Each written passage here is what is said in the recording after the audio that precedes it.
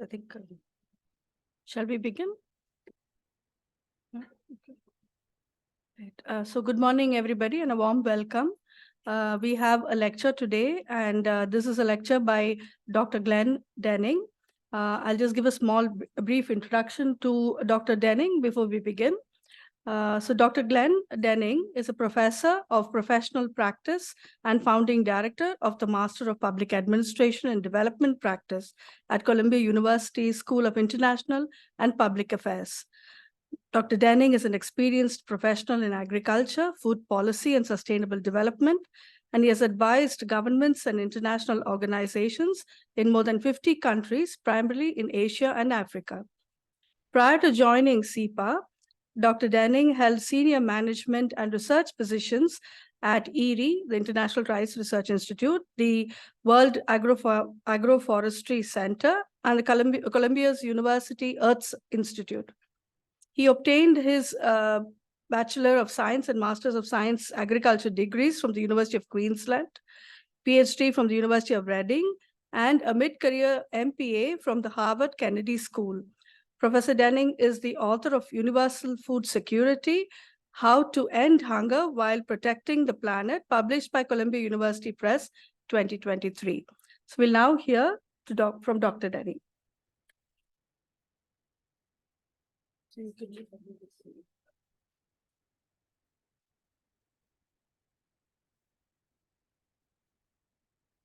I can just press that.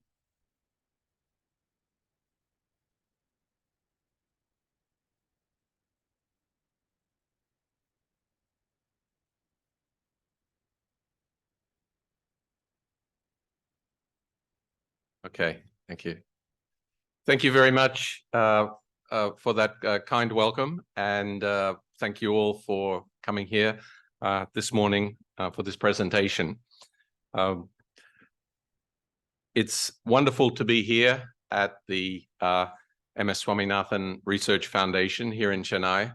I came here 12 years ago, I believe it was, with the UN Hunger Task Force, which was co-chaired by Professor Swaminathan. And even before then, of course, I had a very wonderful and influential, I would say, experience working with Professor Swaminathan at the International Rice Research Institute, where he served as Director General from 1982 to 1988. So you will see in this presentation this morning that there's a lot of influence coming from those 6 years we had together in the Philippines, but working all over Asia, all over the world, in fact. And I'm really grateful for the opportunity to come back here again and to meet with the wonderful staff and management and leadership of this great institution.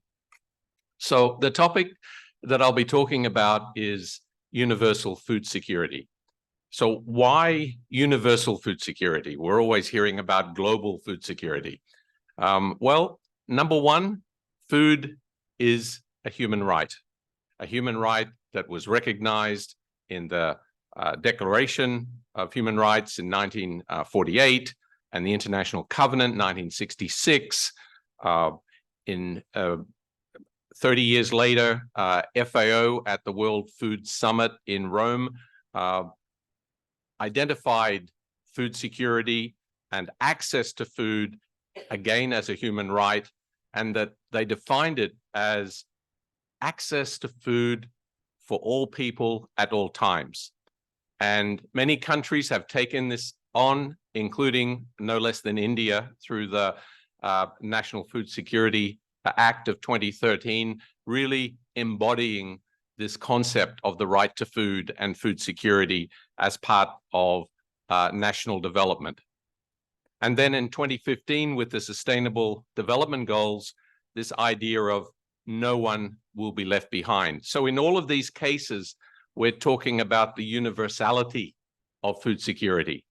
And that's why I define universal food security as a world where every person enjoys a healthy diet derived from sustainable food systems.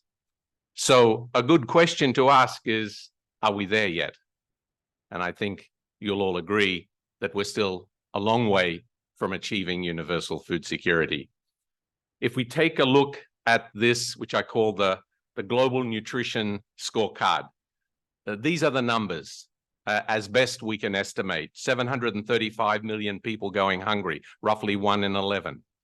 More than 2 billion people suffering from a range of 1 or more micronutrient deficiencies. 150 million children under the age of 5 stunted. 45 million wasted. At the other end of the scale, more than 2.5 billion people are overweight, 1/3 of them obese, with all kinds of non-communicable disease consequences. And the most recent estimates from the UN are that 3.1 billion people cannot afford a healthy diet. So if we put all this together, recognizing that some of these categories overlap, we can reach a reasonable conclusion that 4 billion people are consuming a less than healthy diet, half of the world's population. So that is the scale of the problem we're talking about here. At the same time, our food system has an environmental footprint. Deforestation and forest degradation caused by advancing the agricultural frontier and the consequences that this has. Land degradation, soil erosion, nutrient depletion, and a deterioration in soil health. Unsustainable water extraction, something that we see here in your country, that is challenging sustainability of food security. And of course, biodiversity loss, both terrestrial and aquatic. And of course, we have to focus more and more on climate and greenhouse gas emissions.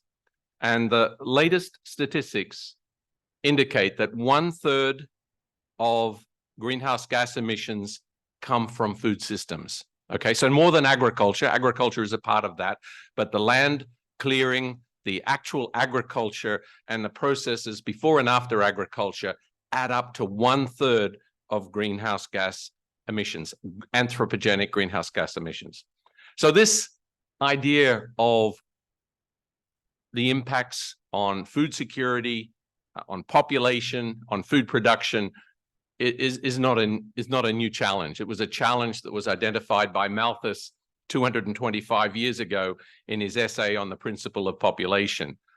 Now, as you can see in this diagram here, the idea, the reason for the natural inequality is that we have population growing exponentially. This is 225 years ago. Food production expanding linearly, largely as simply clearing more land was the only way you could increase food production. So what that would lead to was this idea of a Malthusian catastrophe. Now, Malthus, his solutions were moderating demand through birth control, postponement of marriage, celibacy, and the like. Now, think of it. This was 1798. The world population was about 1 billion, okay? Less than the population of India today. And the alarm bells were already going out at that time. Now, this idea of a Malthusian apocalypse has been revisiting us from time to time. And I think very significantly and importantly in this region of the world in the 1950s and 1960s, this fear of a Malthusian apocalypse where population wouldn't, the food demands of population would not be met by agriculture. And there is this famous book, or one might call infamous book, written in 1968 by William and Paul Paddock. I'm not sure if it's in the library here, but it's worth a read, actually. America's Decision, Famine 1975. So basically, the thesis here was the only way many countries in the world would be saved would be through food aid. And this was all about how does the United States create a system of deciding who we can help and who we simply have to give up on, all right? And they had these three categories: can't be saved, the walking wounded, and should receive food. And they concluded in this book, which was very popular and was quoted by Paul Ehrlich and others later, they concluded that India can't be saved. Shocking, right? India can't be saved. This is 1968, all right? So a good thing to reflect on. This was the mood at that time, the attitude widely held in the international and development community. Now, some folks had other ideas, including Norman Borlaug, who won the Nobel Peace Prize in 1970 for his work on wheat, started off in Mexico in the 1940s. And I was just told that he had his first ever meeting with Professor Swaminathan in 1953. And they talked about the idea of a green revolution. Importantly, this green revolution, as you'll see in this photograph on the left, was very much the work of an interaction with Professor Swaminathan, with Norman Borlaug, and of course, with the political leadership at the time, and ensuring that that green revolution idea, these concepts, could be translated into something workable in Asia. So this really went against, if you like, the idea that the only way that we could solve the problem, or the problem could be solved, would be through food aid. Instead, improving productivity became the mantra of that time, the Green Revolution, the Asian Green Revolution. And in 1960, rice was addressed initially through the International Rice Research Institute and through all of its partners around the world. I had the good fortune to work at IRRI from 1980 to 1998.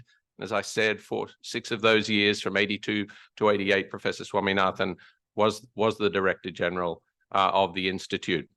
In the 1960s, precisely 1966, a variety was developed named IR8. That variety was the cross between an Indonesian variety, PETA, and a Taiwanese variety, DGO Wujen. And this became what people started describing as miracle rice, IR8. And of course, in many ways, the rest is history. We know that this spread widely throughout Asia, and many subsequent varieties building on that same concept were developed and released, and really had a remarkable impact. It wasn't only seed, of course, but it was the use of fertilizers, it was the use of irrigation, it was infrastructure, roads and storage, it was making credit and advice available to farmers, and importantly, it involved leadership. So the impact during that period from about 1970 to 1995, so a 25-year period, cereal production in Asia doubled, population increased by around 60%. So you can see that this went against that curve, that natural inequality that Malthus spoke about. The cultivated area increased only by 4%. Okay, so it was intensification of agriculture. Hunger, poverty reduced. It became an engine of structural transformation. Through improved productivity, more and more people were able to be better educated and were able to move to urban areas to take part in manufacturing and services and improve the quality of life that way. So it did more than improve agriculture, it also improved urban living. But of course, as you know here, as we know in most countries, there was unfinished business. Hunger and malnutrition persist, and we have what is often described as the South Asia enigma. The idea that even with rapid economic growth, even with increased production and increased yields, we are seeing still relatively high levels of undernutrition. It's a very complicated problem to solve. Some parts of Asia were completely bypassed by the Green Revolution. either through their physical environments, their physical isolation, or through conflict. There was very slow progress in Africa, although I don't have time to talk about it today, but it was not as slow as some people think. Increasing availability of calories, in some ways, part of the success there ended up in overweight, obesity, and the rise of non-communicable diseases. And of course, as I mentioned, natural resource degradation, proportionally less benefit to women. Yes, women benefited, but proportionally less than men. Demand continues to grow. So we didn't stop in 1995 or 2015, and we're not stopping in 2023. Population continues to grow. Incomes continue to increase. People are changing their diets. Urbanization is moving forward. And all this at a time when we're increasingly vulnerable to shocks, be they climate change, conflict, or pandemics, as we've seen recently. So this graph here really summarizes the ups and downs, if you like, of the state of food security. But in this particular curve, what we're looking at is the real food price, which is a very good reflection on food availability and food access. You can see from a period from that peak in 1972 to 1975, associated with a food crisis at that time, gradually real food prices came down right through to the turn of the century. But since 2007, food prices have been relatively high. And to this day, they're still 50% higher than they were before the big increase that started back in 2007. So it's not just about the Ukraine crisis. It's not just about COVID. It is a crisis that has been with us now, particularly for the last 15, 16, 17 years. But right now, we're on a red alert. Many are seeing the challenges of high food prices, poverty, climate, conflict, and I would add another C, complacency, leading us to a global food crisis like no other we've ever experienced. So all of this led me a few years ago to get started on a book called Universal Food Security: How to End Hunger While Protecting the Planet. I felt we needed to really look for clarity in terms of best practice, because there's so much information out there, so much knowledge, so much false information leading us down the wrong track, in the wrong direction. What I did was rely on peer-reviewed literature and expert opinion, coupled with my own 4 decades of experience in Asia and Africa. What was driving me was the importance of science, context, needs, and rights, not ideology, okay? These are what should drive us towards solutions and would shape the decisions that we would make on programs and policies. So from that, I reached the conclusion, I would say, or at least that the characteristics that we want from a food system, if you look at that circle in the center there, that we want a food system to be productive, it needs to be profitable, it should be inclusive, healthy, sustainable, resilient, and ethical. So those 7 characteristics of a food system that we want. And I have argued that 5 major areas of investments would enable us to achieve that, starting with sustainable intensification. And I'm going to go into a little bit more detail on what I mean by that and why that is still important. But market infrastructure, once we have the food, how does it move from where it's produced to where it's consumed? Efficiency of infrastructure. Post-harvest stewardship, it's a shocking statistic that has been reiterated and confirmed in recent years, that 1/3 of the food that we produce is wasted or lost. So, we go to all that effort, and then 1/3 of it we don't even consume, right? Healthy diets. and this idea that we need to converge on a healthy diet from undernutrition and overnutrition to a point where we're all eating the right balance of nutrients for a healthy and productive and active life. And finally, social protection, because not everybody produces, not everybody is in the market system and able to access their food in normal ways. They require support, and social protection is there for that. 1.5 billion people around the world receive some form of social protection that assists them to achieve their food security. And in addition to those five, there are a number of cross-cutting areas such as gender empowerment, such as improving governance and dealing with conflict situations that can also be important. But if we're really looking to sharply focus on the food system transformation itself, these five areas would be a very good place to start. Now, I wanted to mention this idea of sustainable intensification. And many you will hear this argument that we have enough food. All we need to do is redistribute it. We need to do a better job of redistributing the food that we already have. Now, I would argue that more food will be needed for many reasons. One is that much of the food that we currently produce won't be produced in the future. It's just simply not sustainable. So we do need to find ways to improve productivity and do so in a sustainable manner. There's two ways we can do it. We can extensify, we can intensify. We can expand our land area, or we can increase production from existing areas. That's really the only choice we have. Let's look at croplands worldwide on a per capita basis. And those numbers down on the left, you'll see.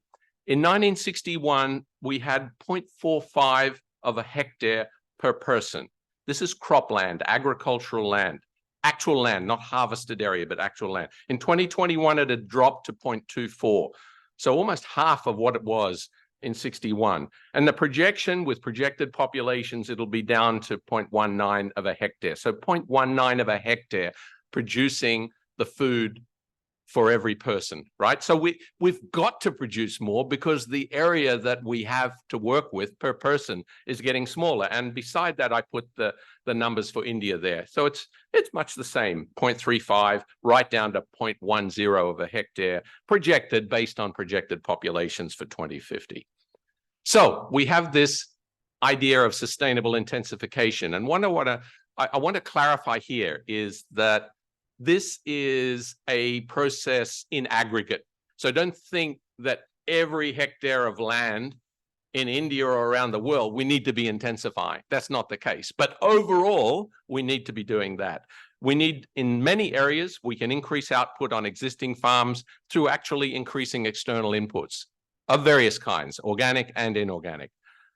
In some cases, we need to maintain current farm outputs at existing levels, but reduce the environmental footprint by being much more efficient with our input use. In other places, we can be restoring abandoned and unproductive lands in order to develop more effective, more appropriate, more sustainable alternative enterprises. Essentially, abandoning land is an option as well. Stepping out of land for agriculture, per se, is an option. Going back to forests should be part of that.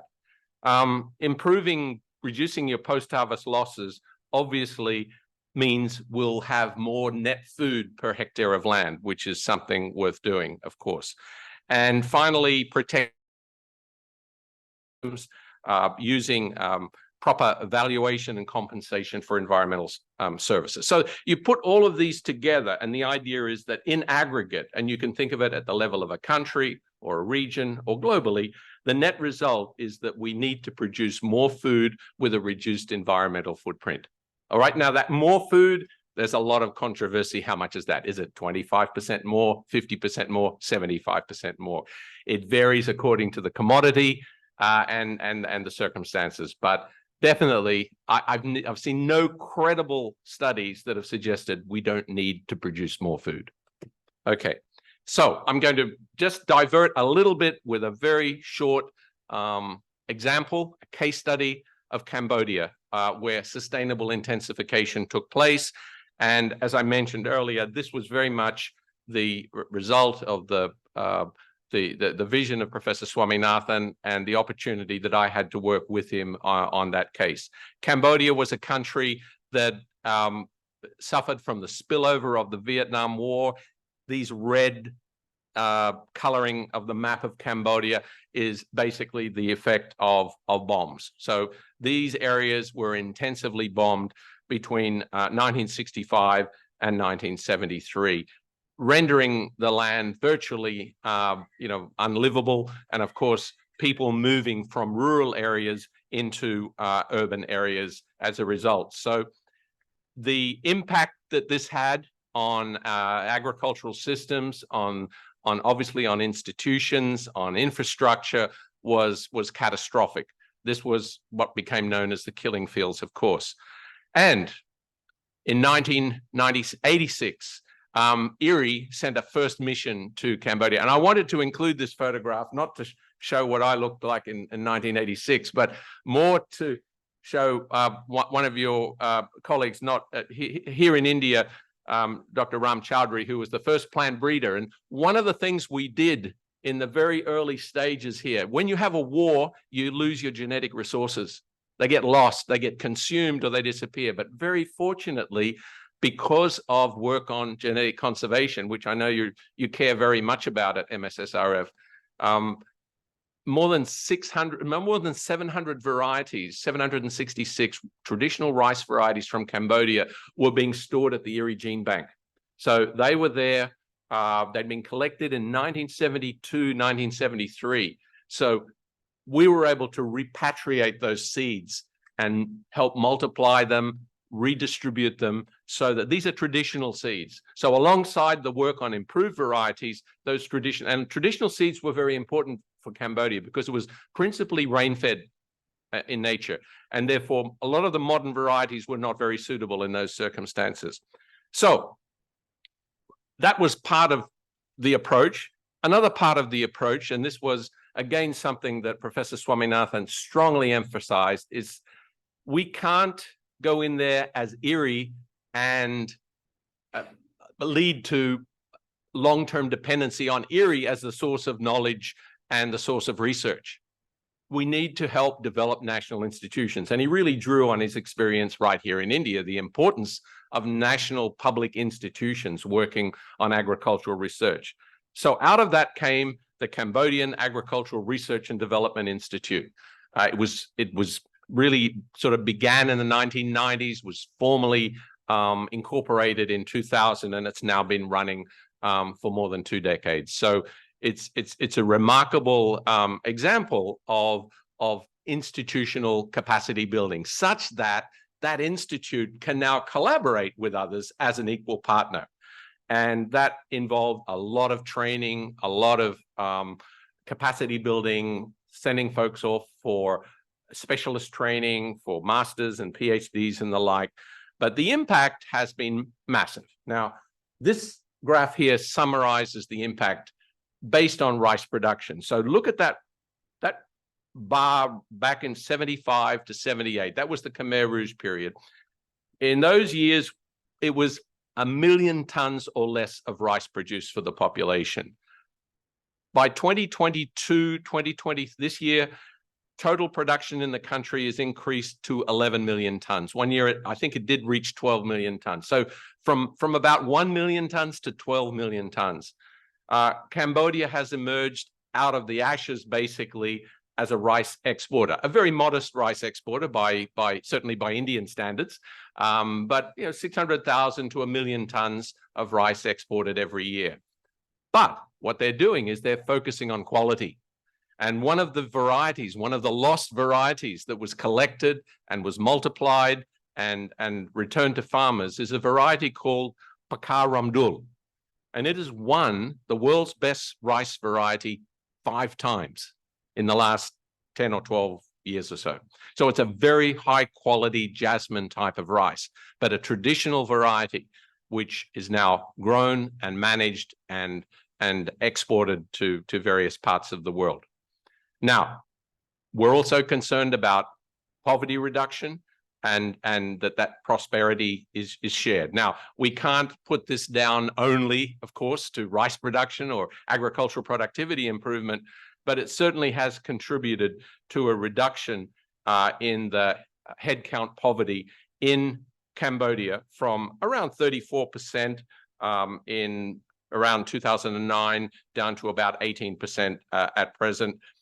It is still higher in rural areas than urban areas because there's been a lot of development in urban areas, particularly export-oriented garment and footwear industries have provided employment and contributed to poverty reduction. So there's still a lot more work to be done. If you want to know more about Cambodia, I'm going to share this slide set with you all. So there are several sources where you can get more information on that, including that second paper, which I worked very closely with Dr. Hariharan and others here at the MSSRF to document Dr. Swaminathan's contribution there. So these are the 5 areas. I've only talked about sustainable intensification, so I don't want you to go away thinking that that's by far the most important. It's not necessarily. But these other areas, I don't have time to talk about them today because I'd like to have a chance to take some questions from you. But market infrastructure, post-harvest stewardship, healthy diets, social protection, there are advances being made in all of these areas. We have a lot of knowledge and we know how to get the job done. We're just not doing it at the scale that we need to really make a real dent on food insecurity in the world. So a few final thoughts I'd like to make. And this is really a call to all of you here at MSSRF. I think setting ambitious goals is important. Don't hold back. This is something I learned from Professor Swaminathan, is sort of shoot for the stars, really. Be ambitious. That's incredibly important because the problems are serious and many of these issues that we're dealing with are irreversible. And if it's irreversible, you've got no time to waste, right? Stunting is irreversible by and large. Biodiversity loss is irreversible by and large. So we need to work really fast on these things. All of you need to commit to being better informed. I need to. There's so much information. Now we've got ChatGPT. We've got so many sources of influence and knowledge and pseudo knowledge out there that we have to work very hard and make sure that we're better informed in terms of best practices. I think we have to reach out and build what are sometimes unlikely alliances. I mean, you need to work with business. We need to work with governments. We need to work with the UN. We need to work. Now, I've got friends, I've got colleagues, I've got students who say, well, I never want to work for the UN, or I never want to work for big business multinationals. Look, we've somehow got to get all together around the table because it's a whole of society problem and it requires a whole of society set of solutions. We need to bring them to the table, bring everyone to the table to solve these problems, and look for blended solutions. So it's not either industrial or organic. It's often, many of these debates are framed in these extremes. It's much better if we let's look at what are we trying to achieve here and how can we get to that goal? And I would always say, be a pragmatic optimist. I mean, be positive, but also be pragmatic about it and in order to get the work done. So let me just end with this. And this is a quote that Professor Swaminathan made, something that he included in his acceptance speech in 1987 for the World Food Prize. And I think it's good for us to be reminded of this. What could be a more satisfying and joyful feeling than knowing that every other member of the human family will also go to bed after a nourishing meal? Until such a wholly attainable world becomes a reality, our task remains unfinished. So I think this is a wonderful invitation to us to work even harder than we have been working in the past, because there's a lot of unfinished business when it comes to food security and achieving universal food security in the world. So I will close here and I look forward to any questions or any reflections that you may have from this talk. Thank you very much.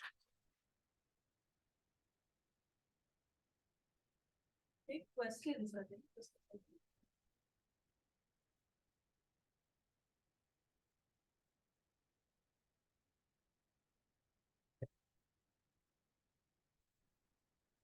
So we have some questions online as well as we have some questions online as well as I think from here. So would you like to stand here and take that? Absolutely. So I think should we start with the one online? Oh, okay. We have go ahead. The first question, could you please be more elaborate about context-specific agricultural intensification? Well, if there's one word that comes up frequently, more frequently than others in the courses that I teach in sustainable development and food security and food systems, it's context. So often when we're having discussions around what would work here or whether it's appropriate there, we often come to a conclusion, a two-word conclusion: it depends. It depends. So context really means understanding. Start with understanding the purpose. What are we trying to achieve here? Are we trying to improve people's livelihoods? Are we trying to reduce the incidence of undernutrition? Are we trying to empower people to give them more voice in decision making? Let's be clear about what we're trying to achieve. And in order to be in any way useful in those kinds of settings, we need to understand what the current situation is. And agriculture, as we know, agriculture and food is an extremely, I would say, call it a very diverse ecosystem. Like in different settings, people have different preferences, they have different histories, they're different cultures, traditions, and even motivations, right? So if we don't understand that context, any kind of solution that we have would potentially fail.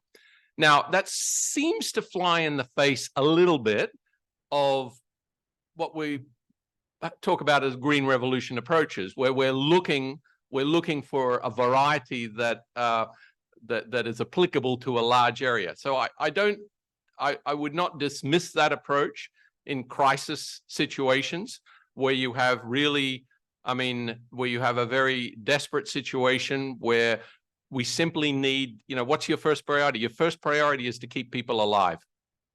Talk about empowerment. The best empowerment is to stay alive, right? To talk about the other details later. So number one priority is keep people alive. And if that actually means green revolution, intensive production, perhaps not entirely sustainable for a period of time, if it means food aid, that's where we need to go. I guess the second, after we've dealt with that, the second would be avoiding irreversible issues. So as I said before, focusing on stunting, biodiversity loss, some of these issues related to climate, I think, may well be irreversible if we don't act fairly soon. So these are the areas that I would say create context for us. Was there a second question on the board? Yes, can I come in? Yes. Hello, Glenn, and thank you. I enjoyed your lecture very much. And I wanted to give an example and also ask a further question. I think your use of this term intensification and use of external inputs is very, very important given the kind of polarized debates happening now. And one of the sub points within that was, that it doesn't mean that all current cropland remains cropland. So while we intensify, and I just wanted to give an example. Years ago in Bengal, we had done a survey, estimate as to how by taking away some of the marginal lands, like in the Himalayan foothills, from rice, we could actually make 1 million hectares available for non-agricultural output or, for diversification. So I think if you could elaborate with any example, there's a very important point that, an area which is not suitable for rice, which doesn't have water, or it's a marginal land, intensification doesn't mean more rice on that land, but it means, some other crops or fruits or other things. So I'm going to read your book as soon as I can, but with what you, glimpse you've given of it. But if you could comment on this, thank you. Well, I would just say, but thank you very much for that example. In fact, I'd like to get more examples of that, places where sometimes through policies, through government policies, programs, sometimes agriculture is pushed into areas where it probably shouldn't be. In the short term, there may be some justification for that, but in the longer term, it can be disastrous, both for the land and for the people. So I think this example you gave of pulling back and saying, should we even be growing rice or cotton or whatever the particular commodity is? What are some of the alternatives there? More sustainable and in the longer term, even more profitable enterprises. It's going to be even worse going forward with with climate change, with the idea that some of these boundaries are moving around now in ways that to a much greater degree than they did in the past. So I think having that kind of flexibility to be able to move enterprises is really important. That's not easy, by the way, because if you're a rice farmer, you're a rice farmer, right? So telling them, okay, well, we think you should grow cashews next year, or you should shift to livestock production or something like that. It's easy for planners to talk like that, but it's much easier for those sorts of changes to occur on the ground. So again, it's all about context. It's the ability, and again, what I can understand here from some of the examples I was given yesterday talking to your researchers here at MSSRF, that you're seeing some of these dynamics playing out in different parts of the country, including this rice shrimp example from Karnataka, right? Where we need to sort of look hard at traditional systems. Perhaps there are some traditional systems. I know you had a wonderful conference on millets recently, and are there places where we should be expanding millet production instead of shrinking millet production, which is probably what's happened over the last few decades, because in anticipation, not just of climate challenges, but also of the ongoing challenge of malnutrition and the need to come up with more nutritious crops. So thanks for that example, and I'd like to have more details at some point to add to the set of things. And I'm glad you did capture that point that part of intensification is de-intensification in some areas and actually shifting to other enterprises. Can I ask? Yeah, thanks, Glenn. I had two things. One was sort of related, and I think you had these 5 big investments, and one of them was also healthy diets. Yes. Which is about really diversity, adequate food groups and so on. So I know you didn't have time to reflect on that in your talk, but I was just wondering if you can say if there are any trade-offs between amongst these 5, like between intensification, for instance, and healthy diets, which may require a much more diversified cropping system. And the second thing that I really wanted to ask was also a question on trade-offs. And that is, you clearly said that food security has to be the first priority. Food is the first priority. But of course, today's world, we find that there's really a trade-off between food security and profits. And you mentioned various stakeholders and so on. But we can see increasing global concentration in certain areas of the food system, like whether it is seeds or fertilizers, and so on, where there is really the driving force is profits for particular companies rather than food security for all. Yeah. So I guess there's the second question I'm really getting at is that, say, in an ideal world, one can bring all stakeholders together, but there are power inequalities and power differences between these stakeholders and their agendas and, ideological or whatever differences. So yes, in an ideal world, everybody would work together. But have you come across, any examples of where, because what we see now is actually growing concentration and growing polarization and growing inequality. So how does one really, what sort of a transformation pathway? I mean, is there any even small example of a sort of sustainable with all those characteristics that you mentioned of transformation pathways, resilient, equitable, sustainable, etc., that you've seen?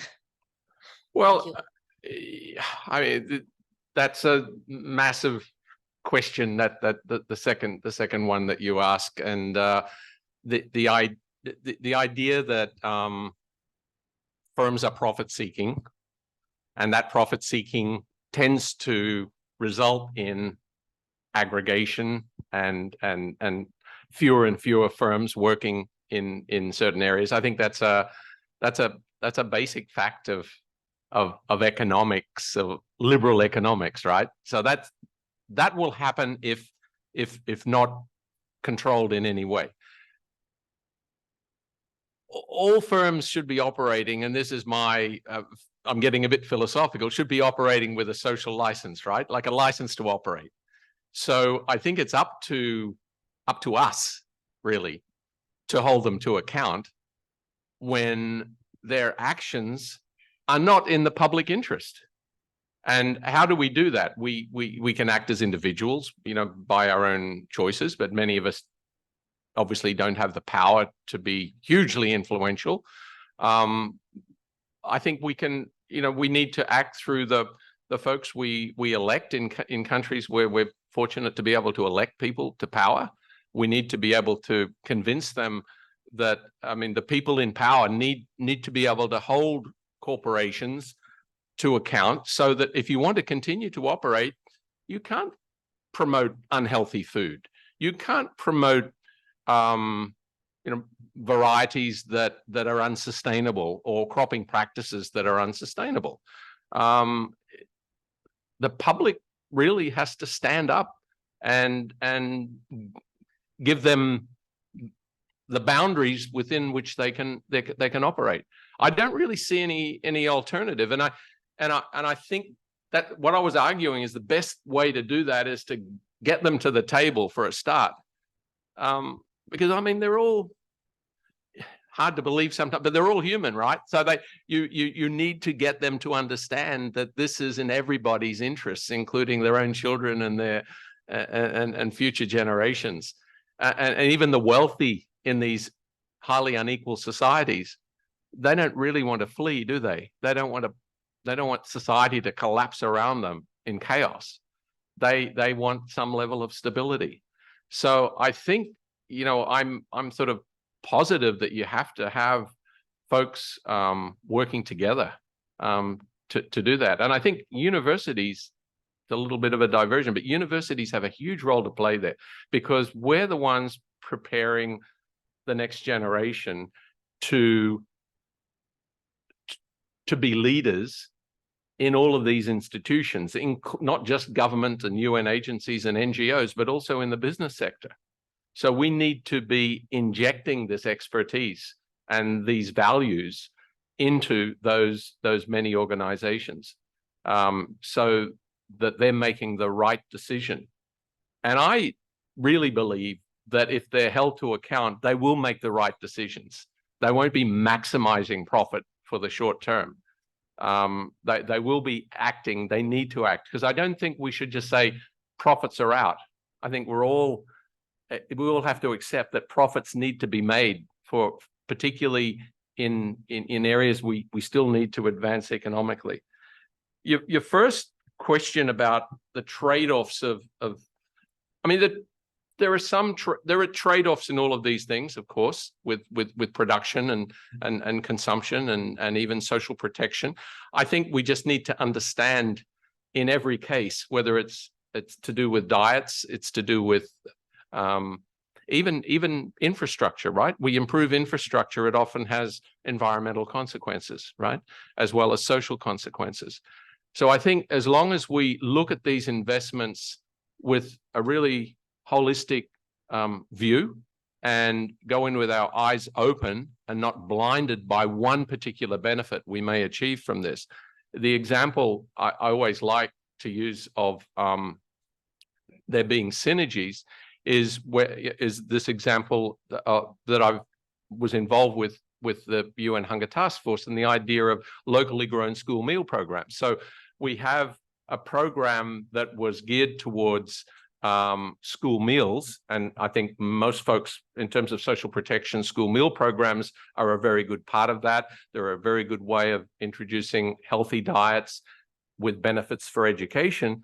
But if we can construct these in ways where the food is being derived from local producers, particularly smallholder farmers, you get an added benefit from that. So you get multiple benefits coming from an investment in these sort of locally grown school meal programs. So there's a few examples like that. In terms of businesses, I don't have a lot of good examples. I would just say that it has disappointed me a lot over the years, and I mentioned this in the book. When I see, and perhaps Dr. Soumya would like to say something about this, but at least when I was looking at agriculture and addressing food crisis at a global level, it disappointed me that it was essentially the same old UN crowd around the table, and very rarely did I see the business sector there. And I was thinking sometimes when we're looking at these crises, how do we get food to Afghanistan or Somalia, or how do we address these issues? That we didn't have the business world, we didn't have the DHLs of this world, and I don't know, Google and Microsoft and all the others should be there trying to help that solve that problem with us. So that's why I always felt that we need to bring them in as partners. And I think we have a much better chance in the future of solving problems if we bring them in that way. And as I said before, universities need to be part of that as well. Yep. We have a host of questions online, actually. Maybe you can take the first one from Dr. Jayaraman. Dr. Jayaraman, you're also unmute if you want to rather speak it rather than us read. Yeah. I would rather ask the question, and Okay. it will be different from what I have posted, because I think Professor Denning has already answered a substantial part of it. So I was struck by the center circle of your the spoke diagram that you had describing your universal food system. And at the core, you had productive, profitable, inclusive, and sustainable. All five of them were there. So that is fine. And I think we are all desirous that they are in balance. But in policy making over a period of time, you will have, won't we, to prioritize. Like, for instance, we are all concerned about preparing for climate change, but do we policy shift or put policy pressure to shift from, say, production of wheat or rice to millets without adequate productivity being developed in millets, or without the kind of market and supply chains being available so that profitability returns the same? And this kind of imbalance, if a part of it, which we saw in the example of Sri Lanka recently, if this spreads into larger sections, as in Africa, or God forbid, perhaps even in South Asia, that would create serious problems. So how do we, what is your thoughts on how do we prioritize here? What comes first? What must follow? What is the balance? Thank you. Thank you for that. Well, first of all, that center circle was really what, these are the attributes that we should be looking at for food systems transformation. And I would actually come back at this point and say, the priority would depend on the context. So the extent to which I think all of them are important. None of them are unimportant. But the level of emphasis and level of intensity of investment would be very much context dependent. And that context, I come back to the priorities that I'd mentioned earlier.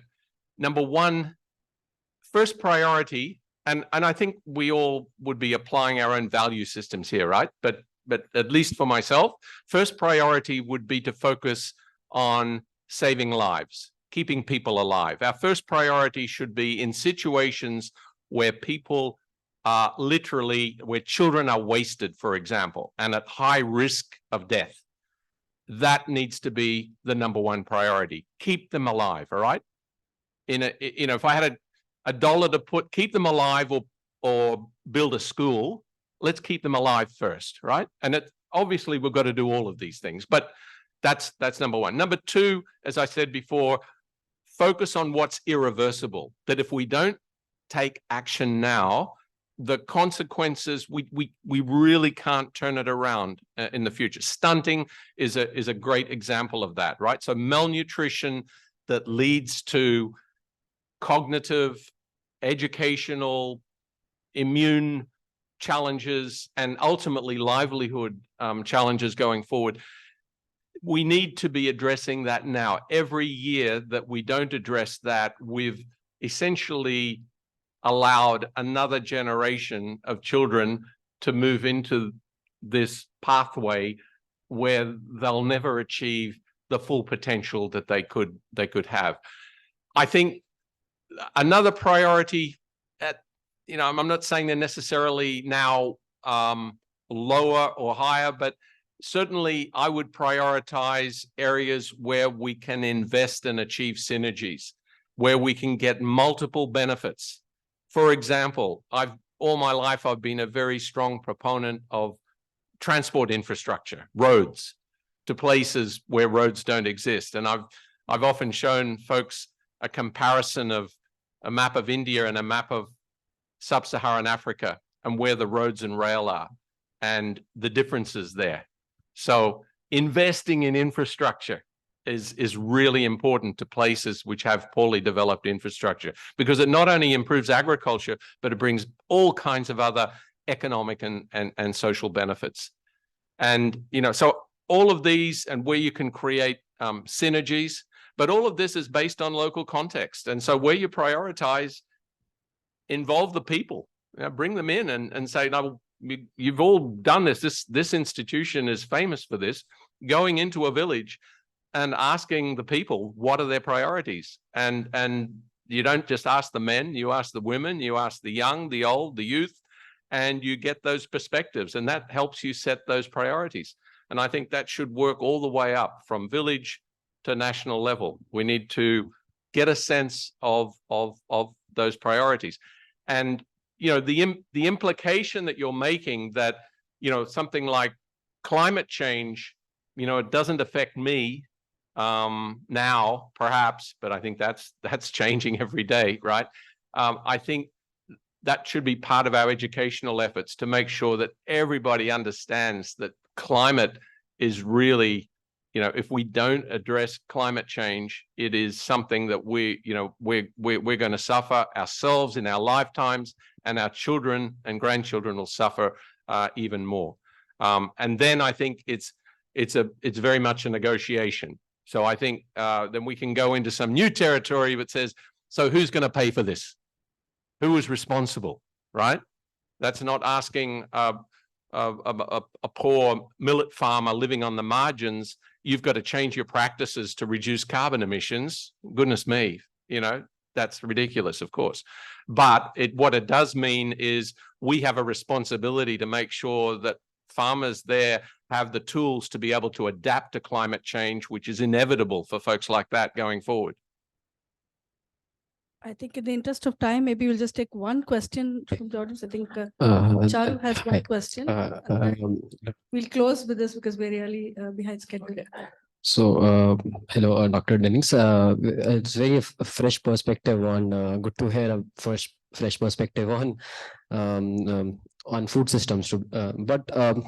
One of the things that I'm very excited to read your book. But one of the questions that I have is, and generally with food systems, is that when we talk about food systems, sometimes a small marginal producer in India or in global South, let's say, is often incorporated among the big corporations like, let's say, Walmart, who are also a part of food systems in a way. So, in policy, when we talk about food systems, how do we segregate them in your aspect, in your like in your idea? How do we how do we segregate in policy? I think you gave like some context to it, but I think that would be Sorry, I'm not sure I understand how to segregate.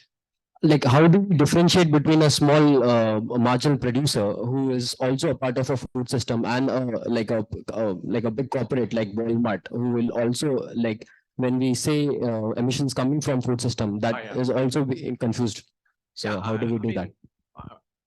I think I wouldn't be trying to segregate them. I'd be trying to understand them, and I'd be trying to understand their roles. I'm not sure if you're arguing that. I mean, the Walmart's a part of our food system, right? Fertilizer companies are part of our food system. It's a huge, complicated ecosystem. Consumers in big cities are part of the food system, right? So that's the whole concept of a food system. It's all the players and all the processes and all the activities and all the connections that exist from everything from production to consumption to even disposal of food.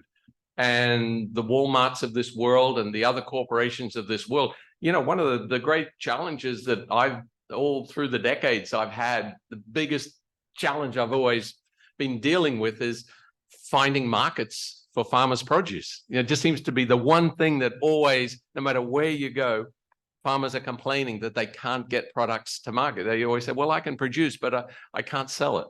And so whether it's Walmart or whatever equivalent there is in different other sectors and so on, we need to do a much better job of connecting demand with production and then linking that to smallholder farmers. I mean, smallholder farmers are here. There's a lot of aggregation going on, different mechanisms that will perhaps improve efficiency over time. And urbanization is definitely taking place. People are moving from rural to urban. That will continue to happen. But I think smallholders will be with us for a long time. So we have to come up with better models of working, communal work with cooperatives of various kinds and activities that improve efficiencies of production and can do a much better job of linking to markets. That's essential. Okay. I think we are really out of time, and I know there are many questions. Maybe if you'll oblige, some of them we can do it. So if you want to, if anybody they can have some question answer session maybe on the outside as well. Sure. So this will need to close today. So thank you so much, Dr. Denning, and those who've joined us online. I think we'll collect the questions and I'll email it to you because there are several online as well. Sure. So we'll email it and then email back the answers if that's possible. So thank you so much for everybody who's been with us both online as well as here. And thanks, Dr. Denning, again. Have a nice day. Yeah, bye.